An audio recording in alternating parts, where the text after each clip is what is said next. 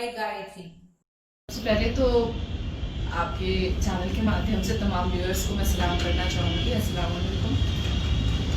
देखिए, मैंने कल भी यही कहा, आज भी यही कहूँगी कि काम का जो हम जब काम करते हैं तो उसका परिणाम के तौर पर हमको वोट्स मिलते हैं। तो एनडीए ने काम किया था, इतनी योजनाओं के तहत जिस हिसाब से काम हुआ और जहाँ कहीं पर भी पार्शियलिटी नहीं रखी गई कि उन योजनाओं का लाभ सिर्फ हिंदू उठाएंगे या एक ही कास्ट, स्पेसिफिक कास्ट उठाएगी, ऐसा कुछ नहीं देखा गया। सिर्फ और सिर्फ काम पर ध्यान दिया गया, डेवलपमेंट पर ध्यान दिया गया, उन्नति पर ध्यान दिया गया, इम्प्रूवमेंट पर ध्यान दिया गया और उसका परिणाम आज ये मिला कि एनडीए की एक शानदार जीत हुई है। बट अपार्ट ऑफ दैट मैं ये जरूर कहूंगी कि तेजस्वी यादव ने जिस तरह का फाइट दिया, एक युवा नेता होने के नाते जिस हिसाब से उन्होंने एक कांटे का टक्कर का उन्होंने मुकाबला किया है, वो अपने आप में एक बहुत बड़ी बात है। तेजस्वी यादव सिर्फ 31 साल के हैं और पिता का भी साथ उस वक्त नहीं था जिस वक्त उनको उसकी सबसे ज्यादा जरूरत थी। लेकिन मैं कहूँगी कि हाँ, बहुत ही मानने वाली बात है और बहुत ही मैं उनको कॉन्ग्रेचुलेट करूंगी कि जो कोशिश उन्होंने की थी और जिस हिसाब से उन्होंने फाइट किया, वो बहुत अच्छी चीज, बहुत अच्छा लगा मुझे देख करके। आरजेडी लीडर तेजस्वी यादव ने धोखाधड़ी किए जाने की बात कही है, खासकर अपने 199 उम्मीदवारों के ताल्लुक से।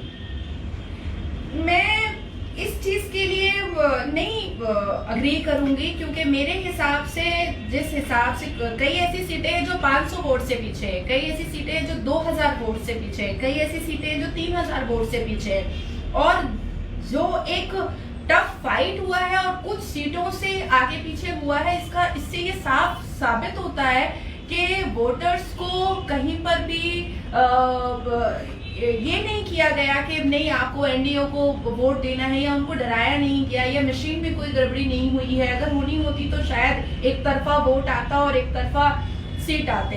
इस चीज में मैं सहमत नहीं हूँ। अगर उन्होंने ये कहा है तो law take its own course, वो चाहे तो अपना फिर से रिकाउंटिंग का वो एक डिमांड रख सकते हैं, मांग रख सकते हैं।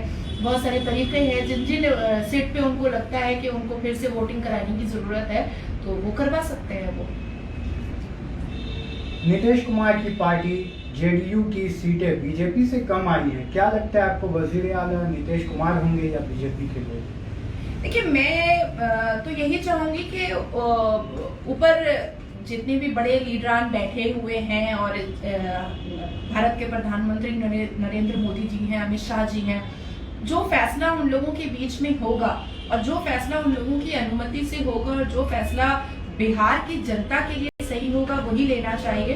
15 साल में नीतीश जी ने अच्छा काम किया, बिहार को बहुत चेंज किया है, बहुत मॉडर्न किया है। एक वक्त था कि बिहार में लड़कियां खुले आम नहीं चल सकती थी, बिहार में लड़कियां एजुकेशन बहुत अच्छे से नहीं ले पा रही थी, बहुत उनको फ्रीडम नहीं था।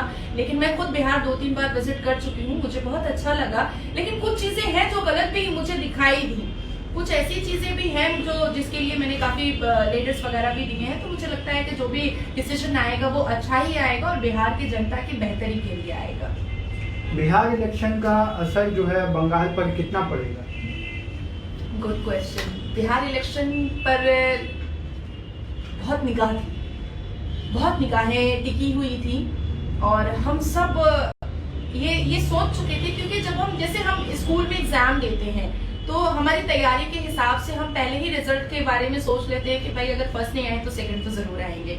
और अगर हम कुछ लिखकर नहीं आए होते हैं तो हमें पता होता है कि हम कुछ लिखकर नहीं आए तो थोड़ी मिरेकल हो जाएगा। ऐसा थोड़ी है कि खुदा अपने से ही वो नंबर लिख डालेगा। तो जिस तरह से आपने पहले के सवाल में कहा कि बीजेपी ने काम किया और बीजेपी की सीटें बहुत ज्यादा आई, उसी तरीके से बंगाल में बीजेपी काम करती हुई दिखाई दे रही है। जनता का एक रुख दिखाई दे रहा है, जनता का एक रुझान दिखाई दे रहा है कि बीजेपी को लाया जाए। तो मुझे लगता है कि काफी प्रभाव पड़ेगा और एक बहुत हिस्टोरिकल जीत हुई है बिहार में और उसका काफी प्रभाव हमारे बंगाल के इलेक्शन में पड़ेगा। क्या बंगाल में बीजेपी वाकई अमित शाह के मुताबिक 200 सीटें लाएंगी? देखिए, अमित शाह जी का कहना, जब 2019 में उन्होंने टारगेट हम लोगों को दिया था 20 से 22 सीटों का, तो हम 18 सीटें हम लेकर आए थे और बाकी 3-4 सीटों के बारे में आप लोग मीडिया से आप लोगों को पता होगा कि 1100 वोट से, कुछ 2300 वोट से, ऐसे भी 2-4 सीटें हम हारे थे। तो अमित शाह जी ने खुद अपने प्रेस कॉन्फ्रेंस में कहा कि हमने उनका टारगेट अचीव किया ही, 90% किया।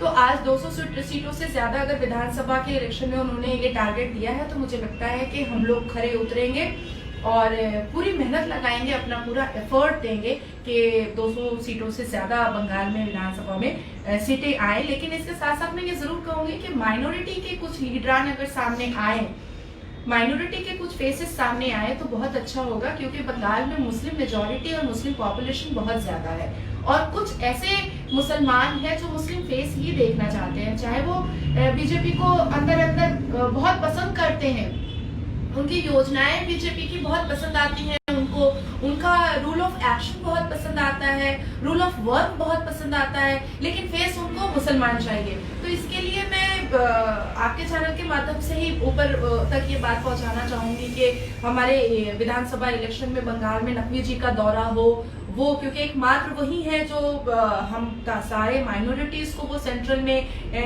का एक रिप्रेजेंट कर रहे हैं मुसलमानों को, और मुसलमान के फेस सामने आए इलेक्शन के दौरान। मीम जिस तरह से बिहार के हिमाचल में महागठबंधन को नुकसान पहुंचाया है, क्या बंगाल में भी तृणमूल कांग्रेस के मुस्लिम वोट हासिल कर पाएगी और इससे तृणमूल कांग्रेस, सीपीएम और कांग्रेस को क्या फायदा और नुकसान हो सकेगा? देखिए, एमआईएम के लिए मैं यही कहूंगी कि बिहार के इलेक्शन में उनको जाना ही नहीं चाहिए था, और ये वोट जो डिस्ट्रीब्यूट हो जाता है, अगर as a person, as a social activist आप मेरे से कहेंगे तो मुझे लगता है कि एमआईएम को चीफ मिनिस्टर ममता बनर्जी को अलाउ ही नहीं करना चाहिए कि वो यहाँ पर इलेक्शन फाइट कर सके, क्योंकि फिर वो वोट कट ऑफ ही करेंगे, इसके अलावा वो कुछ और करेंगे नहीं। बट एज अ बीजेपी अगर आप मेरे से पूछेंगे, बीजेपी लीडर के हिसाब से, एक बीजेपी स्टेट माइनॉरिटी फेस के हिसाब से, तो मुझे लगता है कि मुसलमानों को भी सोचना चाहिए कि एमआईएम को वोट ना देते हुए आप उस पार्टी को वोट दे जहां से आपका काम हो सकता है।